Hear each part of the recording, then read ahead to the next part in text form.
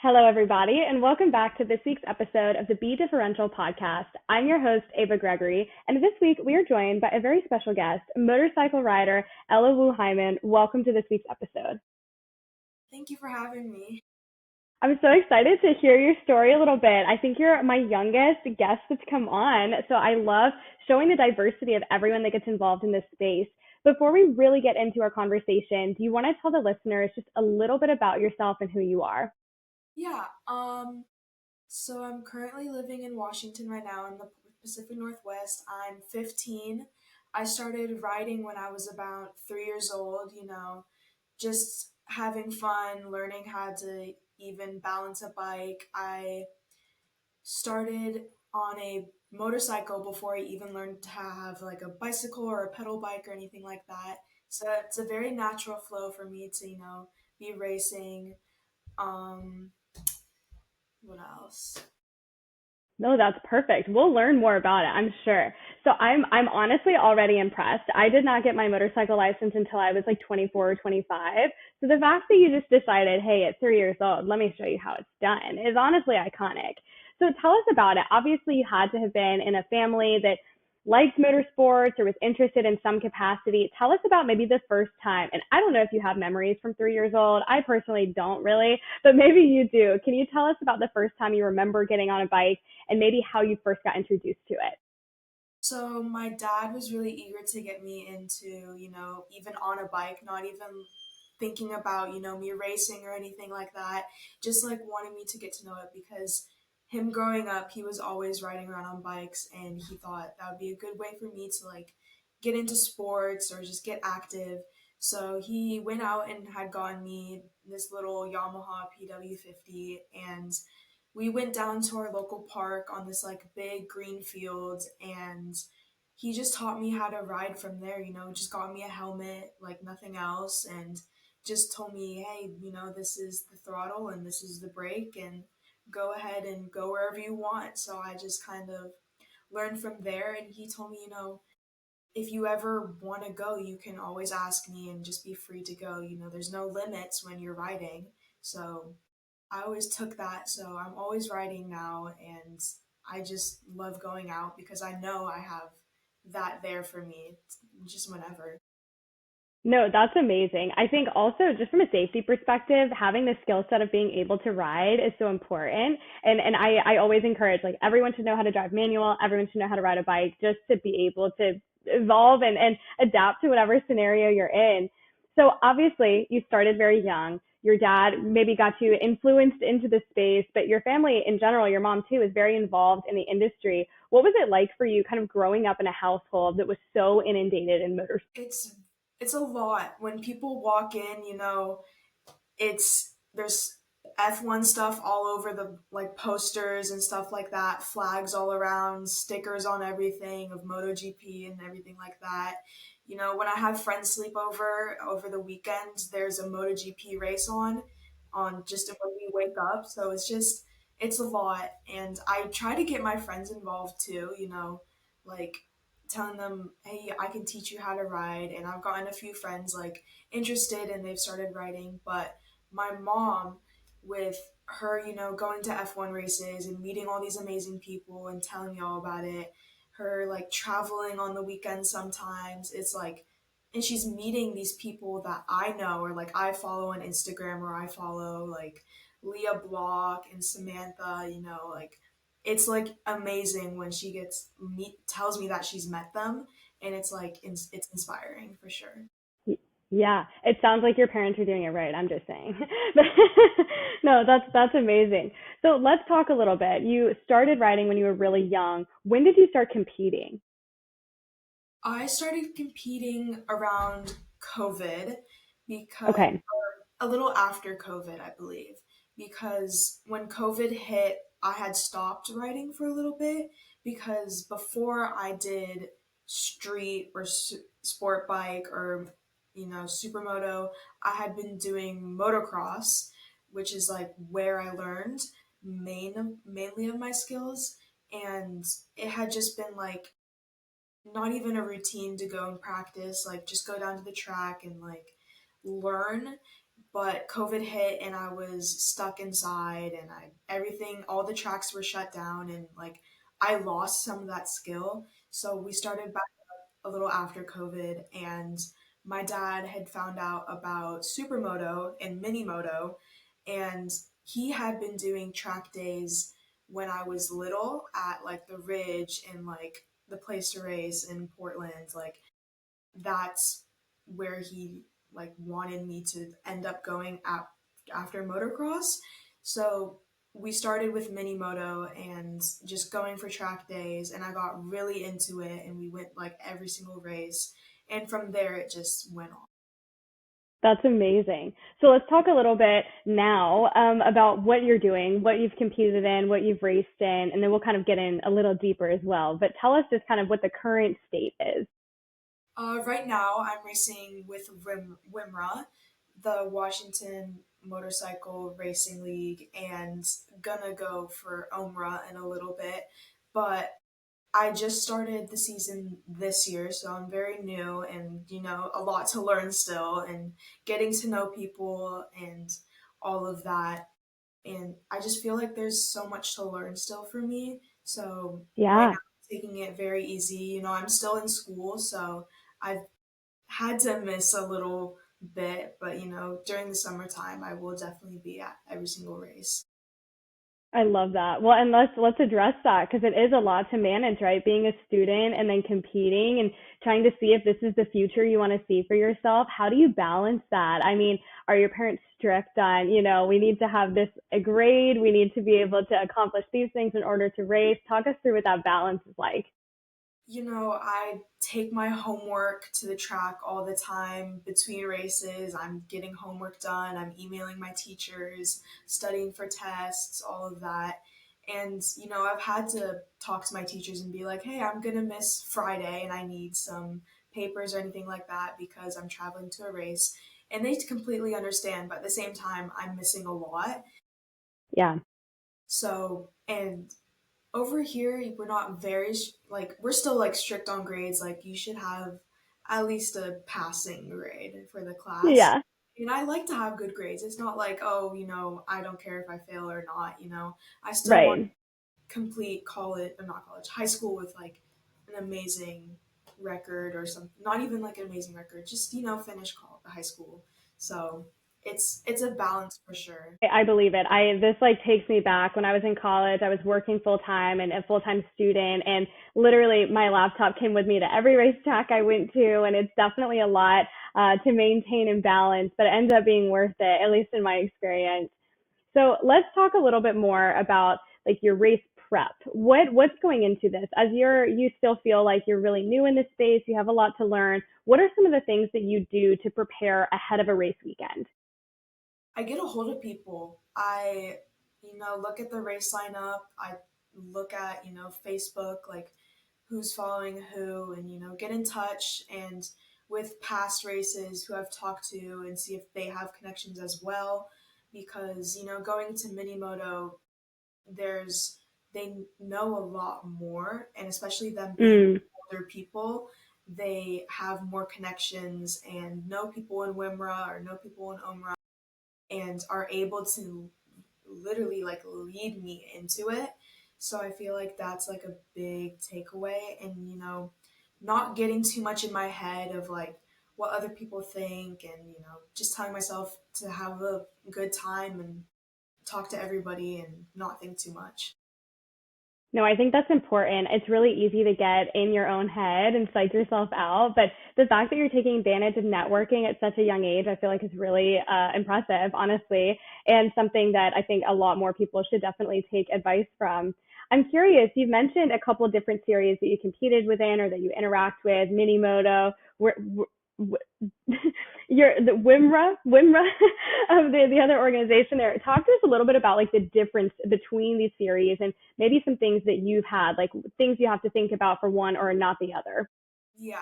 So I started off with Northwest Mini Moto, which is like very like straightforward, like I would think it's a good prep going into WMRA. They like have strict rules. They have strict rules for your bike and for the rider and for teams, and like you have to get out on the track on this time, be ready, be awake. And it's completely different to all the other people I race with. I race with also Cascadia Supermoto as well. They're amazing. And they're just there to like, have a good time and like hang out, party afterwards and just get to know each other and build connections. So it's definitely like a difference between like party vibe and like serious vibe. And then I think that's a good mixture to have when you're going into something like WMRRA, keeping the mindset of, oh yeah, this is serious. Like you need to have your head up all the time. But at the same time, afterwards, you can go off and totally party and stuff like No, that's so fun. And I think just generally speaking, that translates across a lot of different experiences, the importance of having the balance. And you're right, like you're here to compete, but you're not here to stress yourself out. And you're here to compete, but you're not here to burn out. So I think that's really a great mentality that you're already absorbing and seeing about it. You mentioned a second ago too that there's some folks that are older than you that have been doing, different series. What is it like for you competing in a grid that you might be the youngest or maybe one of the lesser experienced coming into a competition? I try to tell myself, even though I have quote unquote less experience, I'm still qualified to race against these people, even though they're older than me. And I try not to think about, oh, they must think, because I'm a girl or because I'm a little like younger than them, it doesn't mean I can't go out there and like be right behind you or be in front of you. I just have to tell myself, I'm as experienced as them. I'm in the same class as them for a reason. I shouldn't take myself down because I made it to where I am. Like it's totally different. There's been times where, they totally accept that I'm racing against them, no problem. And some of them, are kind of a bummer, don't really want me to race them, or they feel like I'm not qualified or I should get checked or something like that. So it's definitely a different experience, especially not even like in age, but like with gender, it's a totally different thing as well. So it's it's just completely different environments, as like a young girl racing with these older men. Not where I usually am in like comfort wise because I only hang out with, girls or go talk with girls, and being with all these other guys is kind of different. Hmm. Yeah, something to get used to, right? But you said something just a second ago that I think is so important for people to realize, especially starting out. You're qualified. You qualified in the same place that they did. So maybe you still have a lot to learn, but getting over that like idea of imposter syndrome and entering immediately and saying, "No, but wait, we're on the same playing ground right now. Like we're going to determine who the winner is at the end of this, but like look at me as an equal until otherwise," is amazing. I'm like, wow, way to go. I did not have that same mentality initially. It took me some time to learn that. So that's huge. So, okay, you talked about gender. And I do think, I've been in the motorsport industry for almost 10 years now. I think a lot of change has happened. But let's talk a little bit. What does it mean to you to maybe be one of the few women that are out there, especially at your age, but not even just age, just generally speaking in this space? Is that something that drives you? Is that something that intimidates you? Let's talk about it a little bit. I think the big drive is that I didn't grow up with all these like other women racing around. I grew up watching my mom ride a little bit, but I didn't see girls in like the big leagues or racing with the men, on TV or talking to the reporters. Like I looked up to the men basically in this industry, and I was like, why don't I see any women? Like could that possibly be me in the future? And I think that's a big drive, but at the same time, it's really intimidating because, the same people that are even talking to the men, could shut me down or be totally different reaction to me. And, I want to be that for other people, especially the younger girls who are very intimidated against working in the industry or going into the industry or even just riding a bike.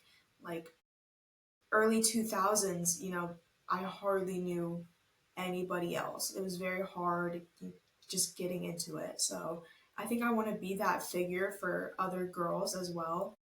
I think it's just amazing how it's, like you said, grown into like something totally different than what I saw when I was like 10 years old, 5 years old. It's just, I love it that there's more women in it. Yeah, you just said so many things that I just want to comment on. One, you said, is it going to be me in the future? Ella, it's already you. And isn't that crazy that you're already getting to set this standard and set apart in such a positive way? And you also mentioned, you didn't have the example of women coming into it. And I think, moto racing is so vast and so diverse in different types of racing. And so maybe, in your sector, there wasn't a lot of women. In other areas, maybe there were. But you said, you saw a lot of the men. And I always caution this when I talk to people that are like looking at examples and mentors, is to not discount like what you can learn from men too, because obviously we want to see more women in the space. We want to see it become more diverse just for all underrepresented groups, not just men and women. And I think that it's easy to say like, well, I just want a woman mentor. I just want to look up to someone, but we can learn so much from men as well. And then the last thing is it's 2025. And the fact that we are in an era where there's still things where women are doing it first or is just crazy to me. And I can't wait until it's not a big deal that it's just women, like we're just another rider or another driver. But definitely, Ella, like you're already making an impact at such a young age, and seeing you being willing to be uncomfortable or be in a space where you don't see yourself is so meaningful. I mean, for you and your development, but also to those that are younger than you coming in, and quite frankly, those that are older and looking down and saying, wow, you know what, like she's doing this at her age, that's amazing, and can be something that's inspiring for people that are more tenured in their career. So I want to take a second too, because again, you've raced in a couple different series, but let's really talk about the different bikes you've gotten to ride, because I am not someone that is super educated in motorcycles. I have my license, I've ridden a few, but tell us about some of the differences, engine size, comfort, like what the ride is like for you. Yeah.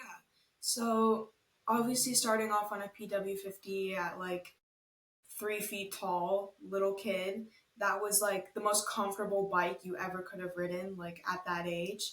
And then going up to, a KTM, and then going up to a little trail bike, a Honda, and then really getting into it. So when I started racing mini moto, my dad didn't want to go straight dive into it, get the most expensive bike you got, like put the best tires on it, everything like that. we I we bought a bike called this from this brand called YCF. A lot of mini moto racers ride that brand, and we built it from the bottom up. So it totally just came in this big package, and he really taught me like how to work this bike, how to start it, like this is what we need. So getting to know that bike, not even from just riding it, from building it, I think made me super comfortable, and like just knowing like what I need to do and to make this bike like 100% and take 100% out of this bike. And for riding it for so many years before going up to a bigger bike, it makes you prepared for the bigger bikes for sure. So starting littler definitely makes you more prepared. And then after that, uh, shop called Two Wheel Dyno Works built up my Honda 150, which is on slicks right now for mini moto and supermoto as well. You know, knowing my dad, knowing that this is what I want to do, this is my sport, this is what my flow. He made sure that this bike can be my 100%, out on the track. I can give this 100%. And, there had been times where, I doubted myself and I was like, no, I'm not ready for this. Even this powerful bike I have, I'm still slow against all these other people, even if they're on the same bike as me. And he had to reassure me, and he was like, "No, Ella, you're ready for this bike. We wouldn't have gotten you this bike if I didn't make sure that you were 100% and that I knew that you Mm-hmm. were ready for this." And that goes on to the 400 I have that I'm racing for WMRRA. I really psyched myself out because this big change from like a 150 to a 400, I got a lot of comments, and I was like, maybe I'm not ready for this big change. Maybe I still need to go baby step by baby step, and getting that reassurance, being like, no, you are ready. Like, I wouldn't have gotten you this bike if I did make sure you were ready. Like, it's definitely Yeah. big leaps going up more and more in the bikes, but the more I'm riding my 400, the more comfortable I'm getting, and it's definitely a nice bike. A lot of people get it as like a little cruiser bike, for the weekend, but it truly is a comfortable bike on and off the track. And same with, mini moto bikes and supermoto bikes. Like, those are really comfortable bikes, to get your body off, get your butt off the seat, maybe drag some knee on it. Like, it is possible once you get to know your bike and feel comfortable with your bike. That's awesome. I love that you had someone advocating for you throughout, the jump and getting outside of your comfort zone even more as you're evolving your driving development. That's huge. I mean, I've got to ask, so 400 cc's, like I know, or is it 450? 400. Okay, yeah, 100, 150 and 400. So what did that jump feel like to you? I mean, let's talk for the audience here. I mean, the majority of this audience is auto focused, right? So let's talk about what the difference in like speeds are between 150 and 400 cc's. So I have topped my 150 out on a straightaway, going around 65 miles per hour, going into like the straightaway and then like a little turn, around 65 miles per hour is what we charted it at. And then going to the ridge on my 400, not even topping it out, it's hitting like 90 miles per hour, and I still haven't hit like that rev limiter, that top like 100%. So for me, it's like this big, like, I thought I would have an adrenaline rush on, this 150, but this 400, it's like amazing. Like, I didn't know this. A lot of people talk about, oh, it's a 400, it's a small bike, it's not going to go fast, but it still gets up there. Like, I don't think Yeah. people understand that. Like, if you're using it to its full potential, it can be an amazing bike. No, I love that. And honestly, listen, I have a huge respect for motorcycles. I have seen horrible things. My dad, literally at the time that we're recording this, my dad was just on a motorcycle accident. But that's fine. All that to say though, there's a huge respect for it. And the difference between 65 and 90 on a bike is insane. And I can't even imagine what that feels like as a rider. I feel like I've capped out on the streets at like 60, 65. So to be on a track and be in totally different conditions, hitting 90, I love it. And I mean, for my moto friends that listen to this, listen, we have to build up, okay? But I think that's amazing, and that jump is really something significant for you to take note in. And I've been able to have the opportunity to do some two-up rides during Moto America. So the fastest I've ever hit as like a passenger rider was 164. So we'll just look forward to when Ella's just taking it down straightaways at 160. I can't wait. I can't wait to see it and keep up with it. Oh my goodness. So what's something that you see, like looking forward, where do you see yourself competing? What would you like to do? What's like the goal for you at this point? I think just getting more comfortable in that 400 and still racing with WMRRA and building more connections until I get up to that point. I'm only 15. I have a lot of time, and I just need to keep telling myself that I can't rush myself. Skills will come naturally and they will come to me, and I just need to take it slowly. So I don't see myself going anywhere in like, a year, in a couple months, 2 years. I still want to gain that confidence for myself, but I would like to, get into Moto America and just try it out, and love to get to know more people there once I have, the skills I'm comfortable racing in. But other than that, everybody's big dream is, getting into like MotoGP or even like Moto 2 or anything like that. Like, that's where people want to be. I've also looked into, the Red Bull Rookie Cup. Like, that is like an amazing like way to get into it and start. And I've seen like women that go through the Red Bull racing. Like, that is like amazing. Like, that creates a pathway to show me like you can do that. Like, that's a opportunity that you can take and go towards. So I think just looking into that is like amazing, but not too rushed to get into anything.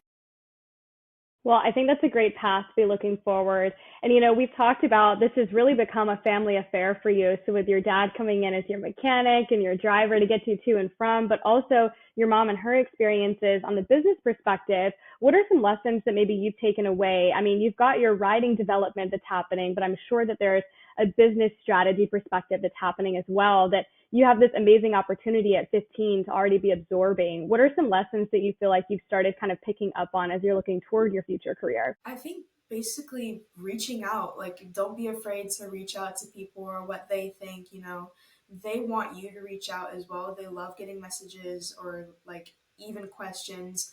My mom, I've learned a lot of how she goes around things and like how she talks to people and like the lingo and all of that, like just what to say, the right stuff to say and how to say it is like basically I've learned a lot about communication through my mom, just like how to talk to people, how to go around it and reach out.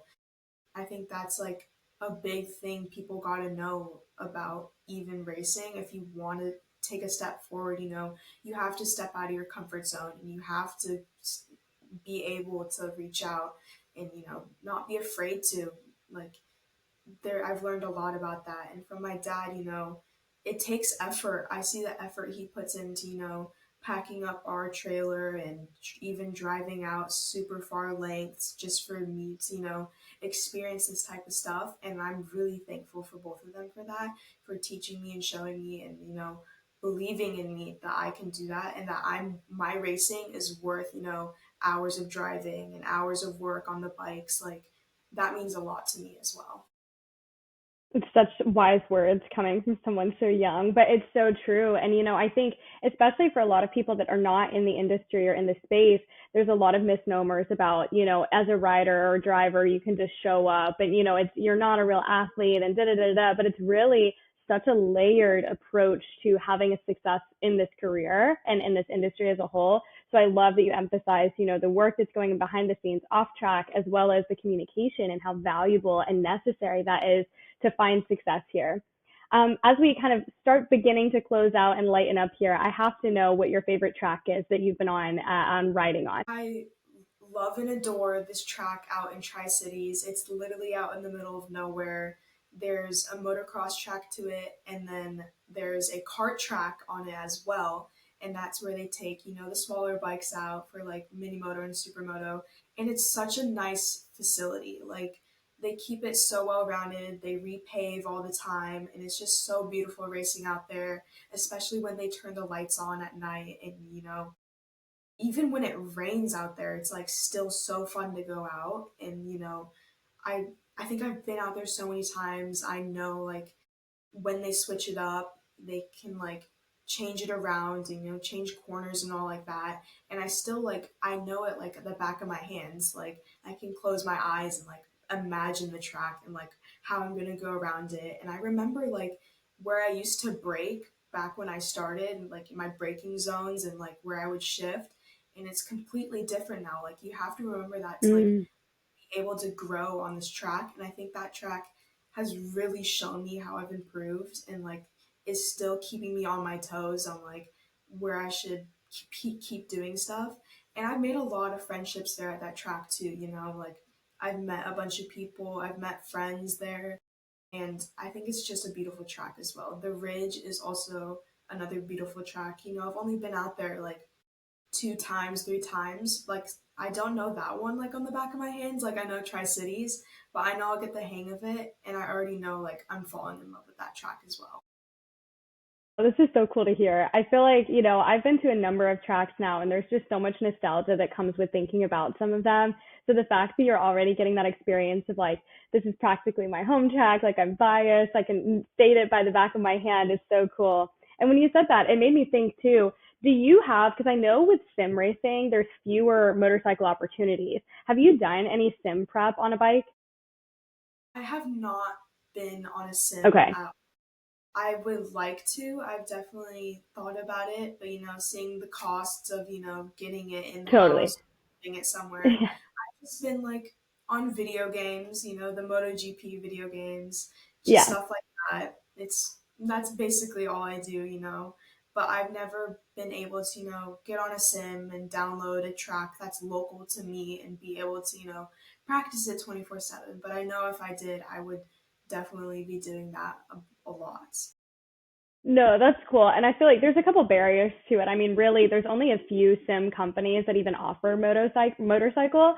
And the other side is that also speaks to just what your skill level is now is from fewer and further between experiences. You know, you don't have this like when you're not at the track being able to accommodate or fill it in, you know, in between those visits. So that's really amazing.